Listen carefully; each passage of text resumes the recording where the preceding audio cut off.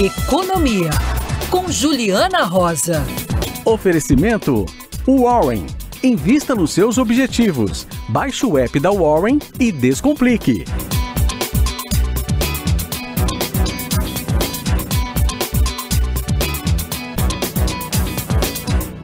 Você viu o que a Débora falou a teu respeito? Que você é responsável pelos preços altos. Na verdade, eu tô criando problema aqui, porque o Eduardo Oineg, que sempre te culpa, viu, Ju? Quando ele fala lá na abertura, o arroz tá caro, a comida tá cara, ele fala, é a Juliana que fala, então você não, mas a Juliana que fala, a Juliana denuncia. Juliana, eu tava fazendo as contas aqui, 25ª semana em que o foco, semana a semana, vai fazendo um ajustezinho e a inflação vai subindo. Faltam 12, 13, 14 semanas para acabar o ano. Se continuar assim, a gente vai virar 2 dígitos. A gente corre esse risco de ter 2 dígitos ou você acha que não? Que aí também é um exagero.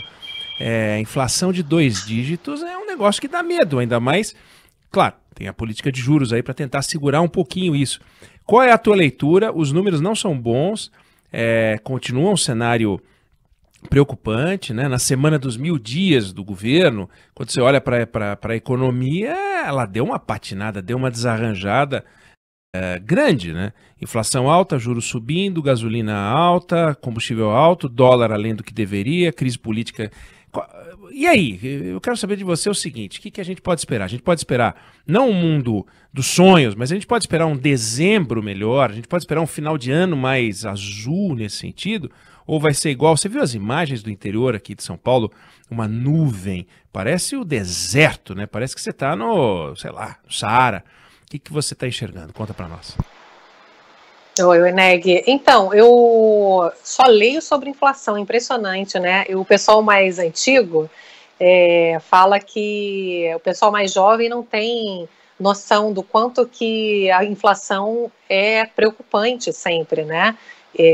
Tem que ter sempre muito cuidado, é importante sempre fazer um trabalho árduo para evitá-la, né? Porque depois, para poder combatê-la, é sempre muito mais difícil. O economista Gustavo Franco, ex-presidente do Banco Central, escreveu um artigo que fala da inflação como a velha senhora, porque a gente sabe que no Brasil é muito difícil lutar contra a inflação, porque não só a gente tem efeitos que vêm de fora, mas é uma inflação no Brasil que é muito indexada.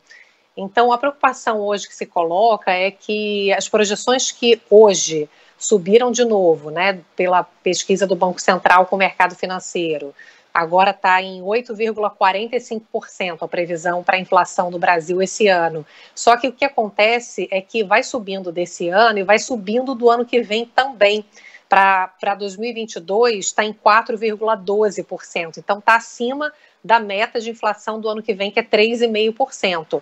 Porque é isso, assim, você vai na economia brasileira reajustando muitos preços do ano que vem com base na inflação passada. Então, planos de saúde, aluguel, escola. Então, você vai empurrando para o ano seguinte a referência dessa inflação alta. Então, vai ficando difícil. Por isso que o Banco Central está aumentando o juro nessa tentativa de encarecer crédito, puxar o consumo para baixo, ou seja, a economia também, né? O PIB está indo para baixo no intuito de que o aumento de preços não seja repassado totalmente para o consumidor final, tentando inibir consumo. Se ele vai conseguir fazer isso, a gente não sabe ainda, porque o que os economistas estão me dizendo é que a chance dele conseguir puxar essa inflação hoje, que está na casa dos 10%, para 3,5% no ano que vem, é muito difícil. Tem críticas para todos os lados. Muita gente acha que deveria ir mais rápido, ou que o Banco Central deixou a taxa básica de juros em 2% durante muito tempo e que isso acabou provocando uma desvalorização excessiva do real. Enfim, aquela coisa, não adianta chorar pelo leite derramado. O fato é que o que acontece é que cada vez que a gente vem conversar sobre inflação, as projeções sobem. Com isso, as projeções de juros sobem também. E aí diminuem as projeções para o PIB, né? A gente tem um PIB menor. Deixa eu te interromper aqui.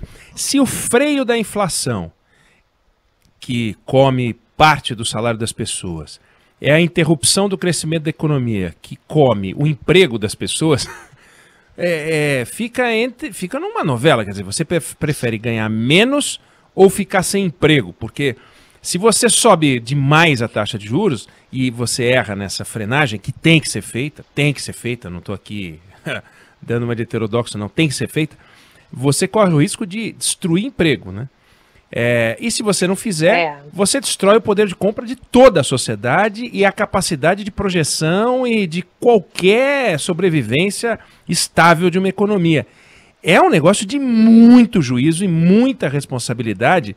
E eu não vejo o presidente da República falando disso, eu não vejo o ministro da Economia falando disso, eu vejo o presidente do Banco Central falando disso como se fosse um assunto técnico. Eu vejo o presidente falando de gasolina, eu vejo o Paulo Guedes falando de calote, mas a tal da inflação ninguém quer tocar. Deixa o assunto para a política monetária, é isso não? O que os economistas estão dizendo, Eneg, é que o Banco Central está enxugando gelo, tentando fazer, né, o trabalho ali de conter a alta de preço sozinho, que é isso que você falou.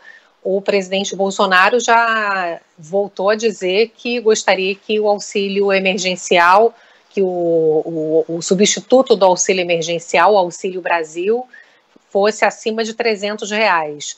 Já tem muita gente dizendo que poderia estender o auxílio emergencial caso não aprovar os recursos para poder bancar esse Bolsa Família turbinado. Afinal, então, para que aumentaram o IOF, né, o Imposto sobre Operações Financeiras, que já está encarecendo o crédito?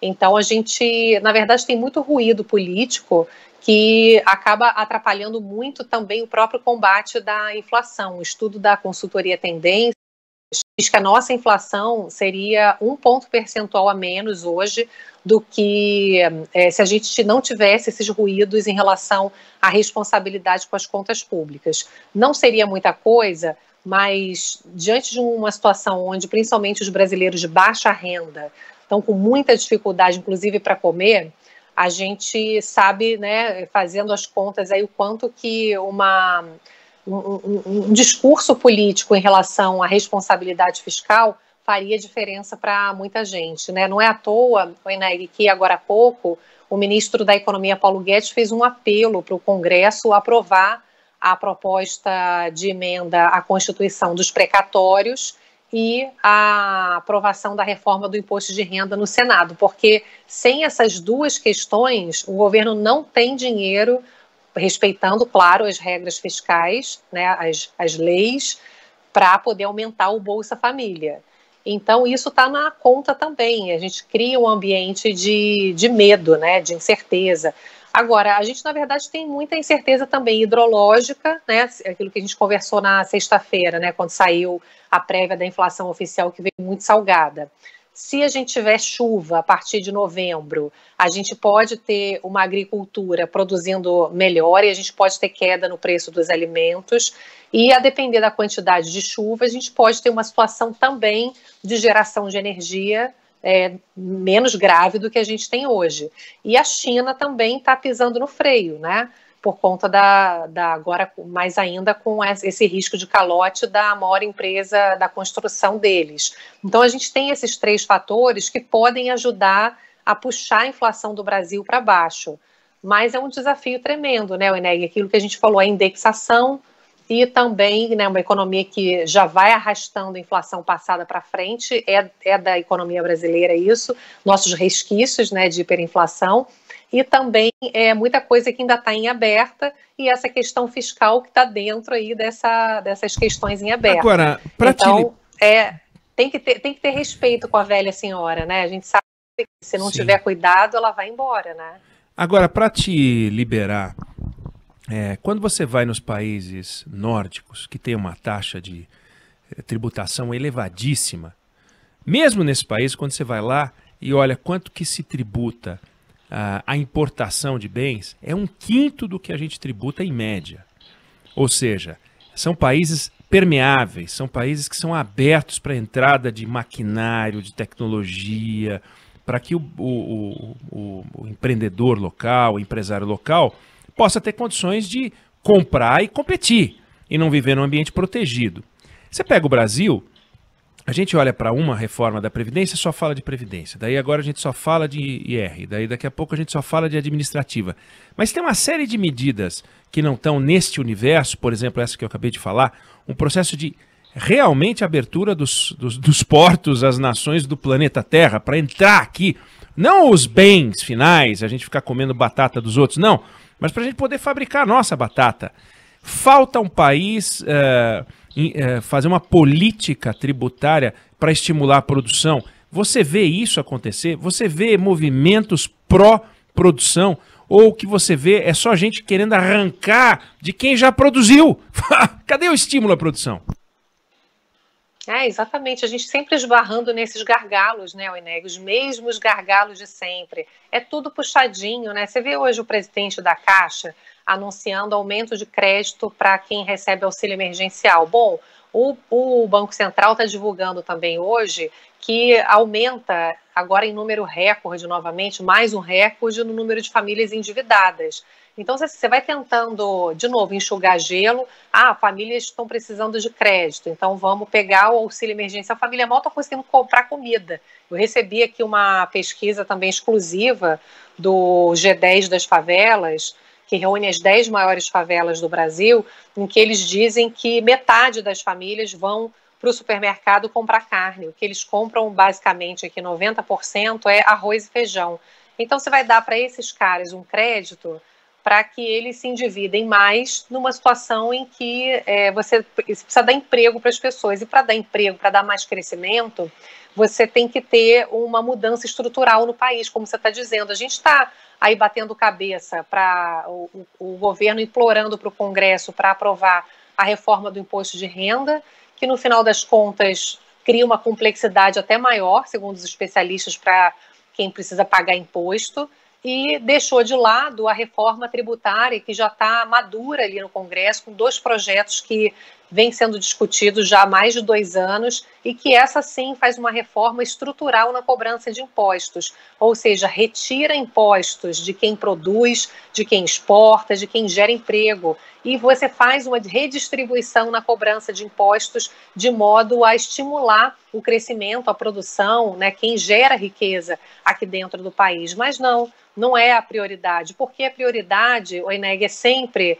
o interesse eleitoral. A reforma do imposto de renda é que vai possibilitar o aumento do Bolsa Família. E hoje em dia os políticos só estão pensando nas eleições do ano que vem, em melhorar a popularidade do governo.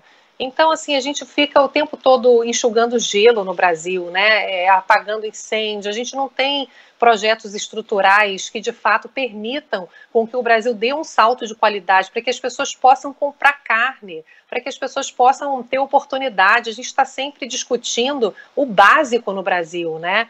É de uma angústia, né, profunda. O Brasil é sempre o país do futuro, né? Nunca esse futuro chega. É isso aí, economia. Juliana Rosa, que volta a conversar com a gente amanhã. E hoje, no Jornal da Band, né? Só vai falar com a Alana Canepa, né? Você sabe, né, Débora? Já te falei isso, já fiz essa denúncia publicamente. Tô sabendo. Ela só fala com a Alana Canepa. Eu falo oi, ela vira o rosto, ela vira a cara. Não, é porque eu falo muito com você agora na rádio, né? E agora eu só vou falar com você mesmo, porque depois que a Débora falou que eu sou a responsável pela inflação alta, eu nem quero mais falar com ela. Tá vendo? Olha só? Que rancorosa. Porque ela não, botou rancorosa. uma carga Não, muito ela grande tá... nos meus ombros, sabe? Eu acho que ela tá certa, Débora. É Débora, isso aí, eu né? gosto muito de você, mas você pegou pesado, assim. Eu acho que o bullying foi muito grande para uma segunda-feira. Eu acho que você é a culpada e você tem que trazer melhores notícias, viu? Eu acho que você tem que trazer notícias positivas. Agora se soltou, Juliana. Ela se entregou agora. Pronto. Não, porque não é assim. Tá a imprensa não pode falar o que está acontecendo. Não pode falar a verdade. A culpa é da mensageira. Só a notícia que eu quero ouvir.